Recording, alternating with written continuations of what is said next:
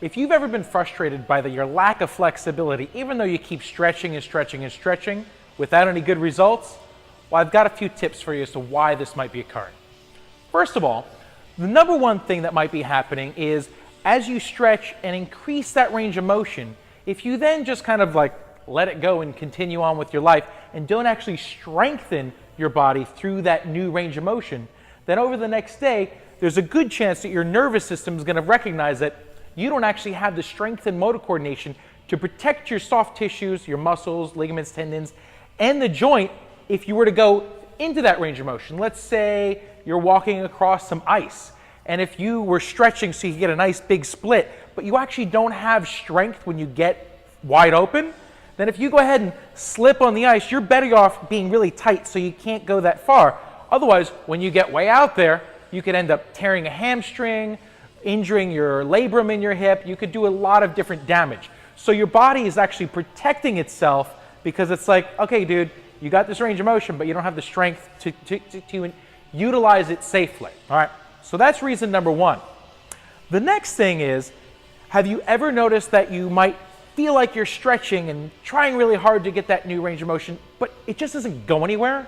Like you don't even have that good, satisfying feeling in the muscle itself that it's getting a stretch. It just feels like things are locked down and not moving no matter how hard you try. Well, that's probably because they are locked down and they're not going to move all that much no matter how hard you try.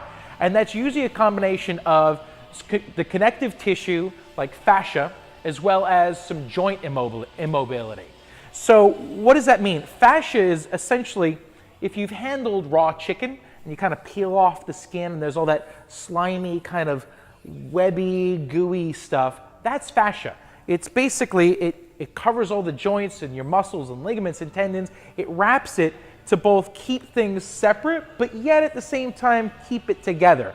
So you don't have this big bag of organs and things sloshing around inside. It keeps things in their places, but still should allow them to move.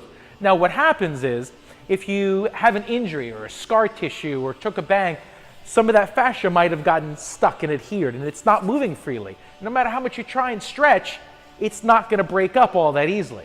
And you actually need somebody to get in there and work and free it up. Or maybe you didn't have like a very specific injury or incision, but you sit all the time on one side for hours and hours and hours a day. And you've actually started to take all the moisture and the water that was in that fascia and you've squished it out. And then it started to become like, instead of being slimy and moving around, it starts to get kind of pasty and stuck. So again, you need somebody to help get in there, break it up, get it to move more fluidly so water can get back in there so it can move and you can actually then stretch.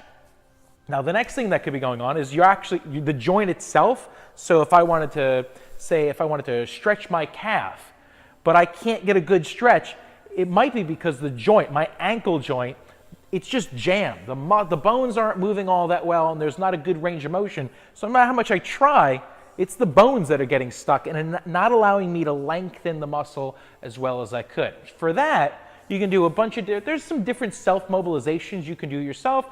You can also go see your chiropractor, your physical therapist, any number of body workers to help get those bones moving more freely.